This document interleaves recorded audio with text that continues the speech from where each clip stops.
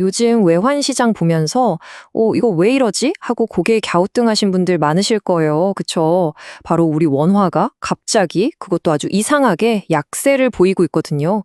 오늘 이 미스터리 제가 탐정이 돼서 한번 제대로 파헤쳐 보겠습니다.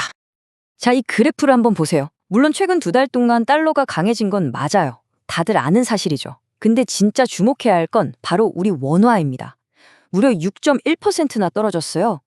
옆에 있는 일본 엔화나 중국 위안화랑 비교해보면 이건 뭐 거의 압도적이죠? 이건 그냥 달러가 강세구나 하고 넘어갈 문제가 아니라는 겁니다. 우리 원화만 유독 혼자서 더 빠르게 곤두박질 치고 있다는 아주 강력한 신호거든요. 아니, 도대체 누가, 무엇이 우리 원화를 이렇게 롤러코스터 태우고 있는 걸까요? 좋습니다. 오늘 저랑 같이 탐정이 돼서 이 사건의 실마리를 하나씩 한번 따라가 보시죠. 과연 범인을 잡을 수 있을지 한번 지켜봐 주세요. 자, 본격적인 수사에 들어가기 전에 올해 원화가 얼마나 아슬아슬한 길을 걸어왔는지 잠깐 짚어볼게요. 기억나시죠? 지난 4월에는 달러당 1,500원 턱밑까지 갔다가 9월 들어서는 이제 좀 안정되나 싶게 1,300원대까지 내려왔거든요. 그런데 바로 그 직후부터 갑자기 또 치솟기 시작한 겁니다. 사건의 핵심 단서입니다. 바로 이 숫자 6.1%. 이게 뭐냐면 불과 2달 만에 우리 원화 가치가 이만큼이나 폭락했다는 거예요. 근데 진짜 놀라운 건 따로 있습니다. 같은 기간에 달러가 강해진 건 3.1%였거든요. 계산이 딱 나오죠? 달러가 강해지는 속도보다 무려 2배나 빠르게 우리 원화가 약해졌다는 뜻입니다. 이건 그냥 평범한 시장 흐름이라고 볼 수가 없어요. 뭔가 보이지 않는 다른 힘이 작용하고 있다는 아주 강력한 증거죠. 자, 그럼 첫 번째 용의선을 좁혀보겠습니다. 유력한 용의자, 바로 바다 건너 미국입니다. 이 거대한 나라에서 불어오는 경제적 바람이 어떻게 우리 원화를 흔들었는지 지금부터 한번 따져보죠. 미국이라는 용의자는 크게 2가지 혐의를 받고 있습니다. 첫 번째는 종잡을 수 없는 무역 정책이고요. 두 번째는 연준, 그러니까 미국 중앙은행이 시장에 보내는 아주 애매모호한 신호들입니다. 이 타임라인을 따라가 보면 그림이 좀 더 명확해집니다. 자, 4월. 미국이 갑자기 관세 폭탄을 터뜨리면서 시장 전체가 충격에 빠졌죠. 6월에는요. 한국을 콕 집어서 환율 관찰 대상국으로 지정하면서 압박 수위를 높입니다.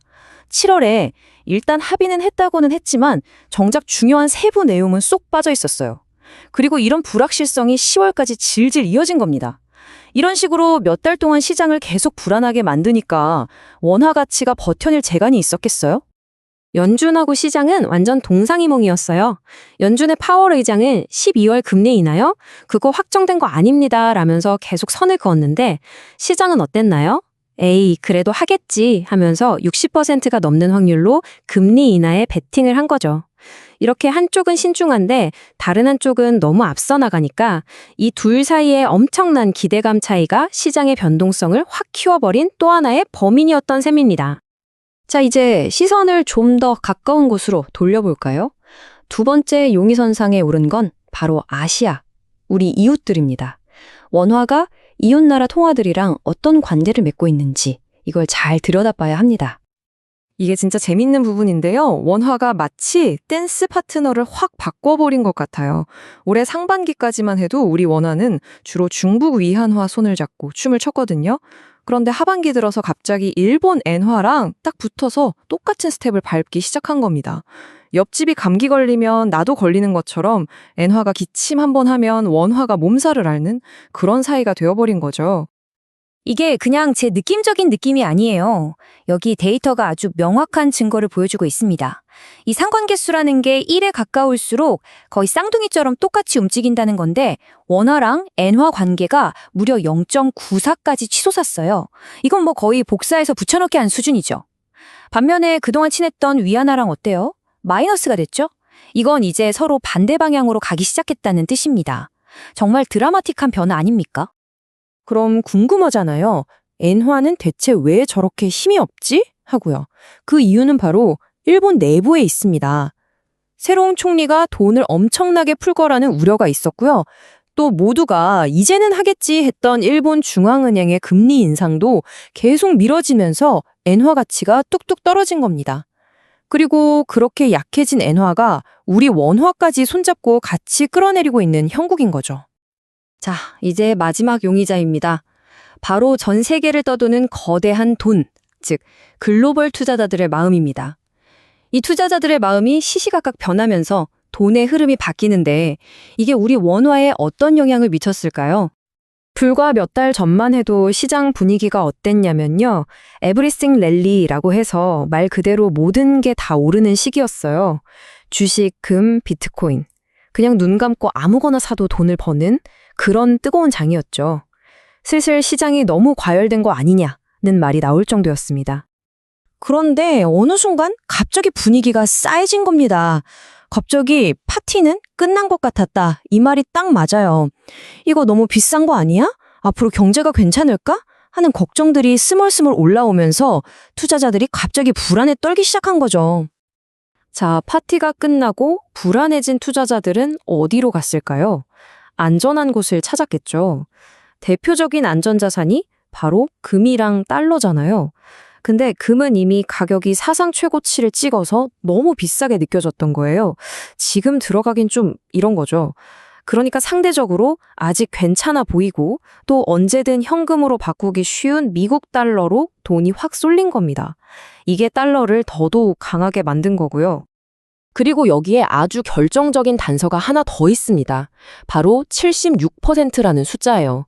이게 뭐냐면 놀랍게도 올해 우리 코스피 지수 상승률입니다. 너무 좋았던 게 오히려 독이 된 그런 아이러니한 상황인 거죠. 왜냐? 우리나라 주식으로 엄청난 돈을 번 외국인 투자자들이 자, 이제 수익 실현할 때다 하면서 주식을 팔기 시작한 겁니다. 그리고 그 판 돈, 즉 막대한 양의 원화를 뭘로 바꿨을까요? 네, 바로 달러로 바꿔서 자기 나라로 가져간 거죠. 시장에 원화는 넘쳐나고 달러는 귀해지니 환율이 뛸 수밖에요. 자, 지금까지 나온 모든 단서들을 한번 모아봤습니다. 이제 이 복잡한 사건에 대한 최종 판결을 내리고 앞으로 우리가 이런 상황에 어떻게 대비해야 할지 이야기해 볼 시간입니다. 최종 판결을 내리겠습니다. 범인은 하나가 아니었습니다. 이건 바로 퍼펙트 스톰이었어요. 저 멀리 미국의 예측 불가능한 정책, 바로 옆 일본 엔화와의 위험한 동조화, 그리고 전 세계 투자자들의 불안한 심리. 이 세 명의 용의자가 마치 약속이 난 것처럼 동시에 우리 원화 시장을 덮친 일종의 합작품이었던 겁니다. 그럼 이제 어떻게 해야 할까요? 여기에 4단계 대응 계획이 있습니다. 첫째, 글로벌 금융시장의 움직임을 한시도 눈 떼지 말고 지켜봐야 하고요. 둘째, 우리 국내 주식시장이나 채권시장의 맷집을 더 키워야 합니다. 셋째, 무역 흑자를 꾸준히 내면서 외환 수급을 안정적으로 관리해야 하고요. 그리고 마지막으로 가장 근본적인 거죠. 장기적으로 우리 경제의 기초 체력, 펀더멘탈을 튼튼하게 만들어야 한다는 겁니다. 앞으로 또 올지 모를 폭풍에 대비한 아주 중요한 전략이라고 할 수 있겠습니다. 오늘의 사건 분석은 여기까지입니다. 하지만 마지막으로 여러분께 이 질문 하나를 던지면서 마무리하고 싶네요. 이렇게 온 세상이 거미줄처럼 촘촘하게 얽혀있는 시대에 과연 한 나라의 통화가 자기 혼자만의 힘으로 굳건히 설 수 있을까요? 한 번쯤 깊이 생각해 볼 만한 질문인 것 같습니다.